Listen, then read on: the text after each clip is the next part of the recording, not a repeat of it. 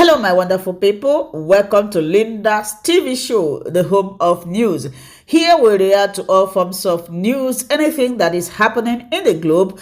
We'll bring it to you here. If you like what you are seeing, kindly subscribe, put on your notification bell. This is very, very important to enable you to know when we upload a new video or YouTube suggesting our videos to you.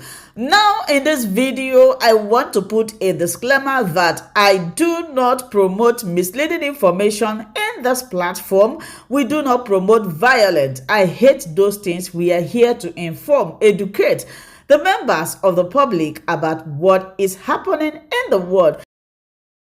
Nnamdi Kanu had no business being incarcerated this long. I say it, and I'm very, very vehement about it. Nnamdi Kanu has not committed the kind of sin or the kind of atrocities, the kind of constitutional infraction any Nigerian has committed. Now, you have people like Sunday Igboho, who was arrested with arms. Igboho is going about doing whatever he's doing. Now, you have several kingpins, whether they are bandits, whether they are terrorists, or whether they're anything they are called, they are free and going about their businesses. Nnamdi Kanu is simply expressing his constitutional and humanitarian right. And so to keep on caging Nnamdi Kanu or incarcerating him is not only a disservice to humanity, is also a great constitutional crisis that will come into this country. Let me take it from this point. How do we explain a situation? A man who has stood up clearly that what he is fighting for is the marginalization, perceived marginalization of a certain set of people in this country. And it has a historical anecdote. Now, what is the historical anecdote? The certain people, the Igbo people of the Federal Republic of Nigeria, over the decades have been marginalized in this country. It is not a matter of allegation. It is not a matter of perception. It is something that is as strong as visible, seen everywhere. And Nnamdi Kanu has stood up as the only person that consistently over the years and had said to everybody that my people are suffering, that my people are not enjoying what they are supposed to enjoy in the country called Nigeria. On account of that, he stood up and questioned the Nigerian state. So now, the Nnamdi Kanu issue is a multi-layered issue. First of all, you need to understand that there is a legal perspective to it. There is a political perspective to it. There is an economic perspective to it. There's also a socio-economic perspective to it. Now, let's look at the legal side of it. This is a man that was arrested in 2022. 2021. And when he was arrested, what was he arrested for? The charges were terrorism, treasonable felony, and managing an unlawful society. Now, those are the three things that he was accused of. Now, they went on trial. By 2017, the court granted him bail, and he came out. By 2022, when they attacked his house. They attacked his house in Umuahia. The natural instinct for somebody to survive is to see how he can survive. It's just to find a way to exit the environment where he was being attacked. And so he fled the particular scene, and his fleeing of the particular scene, he found himself in the UK or wherever it is. And on account of that, they said he has run away. Now, the point being made is that while he was there, an arrangement was done to get him from Kenya, where he went to, and brought him back to the country. Since then, the legal issue has remained the way it is. It's not been moving forward. It's not going back. There has been a sustained effort directed by not only directed by the state, but there's some political contending interests within the Nigerian state, within the Igbo elite, within the political class to keep to put Kanu down. So, in the helicopter view, the Kanu phenomenon, the Kanu issue, is one issue that can consume the Nigerian state if it is not well managed. It is beyond the rhetorics we keep on talking about. The Kanu issue is an exemplary issue to show how we can manage a country.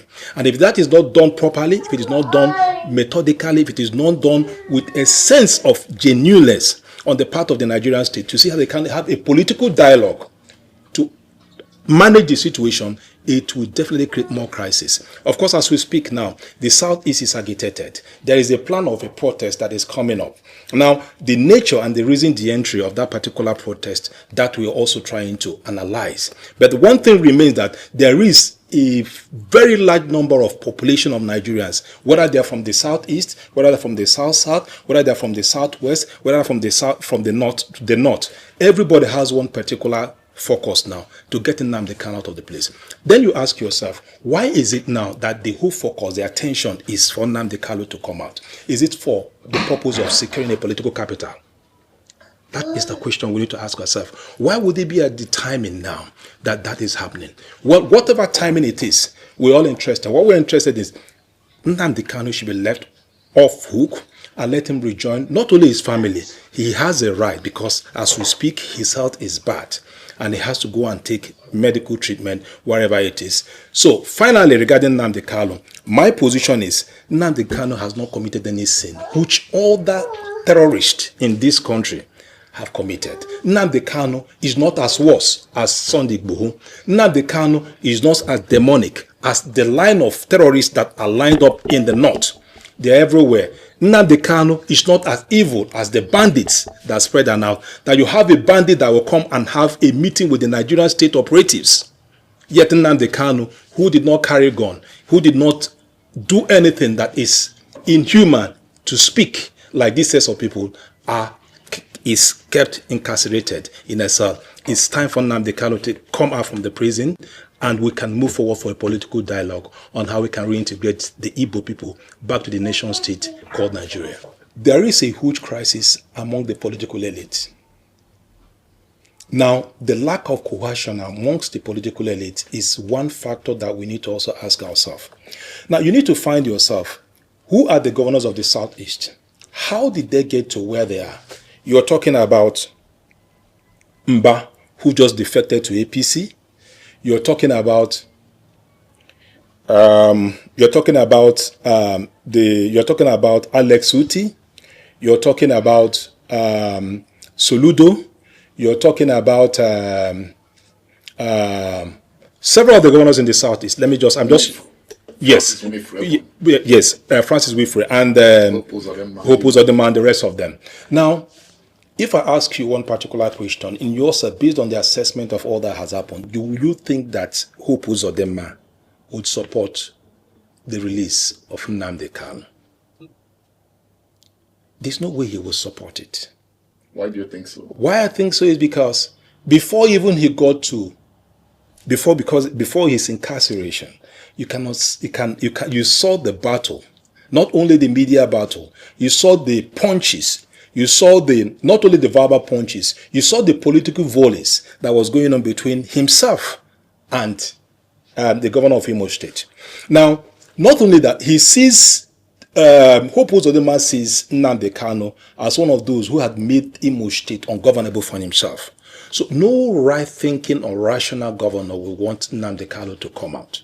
But it is time to understand that this is a statesman. I am now a statesman that governs a people, and these parochial things should not be features or factors that I should look into, but rather it should be things I will consider in a broader perspective. So to your question, why is it that people like Hope Uzodinma, who is a governor, will not want Nnamdi Kanu? I've just addressed that. He will not want, because that time he made it in a way that it becomes very uncomfortable for him to govern the state. So Hope Uzodinma said.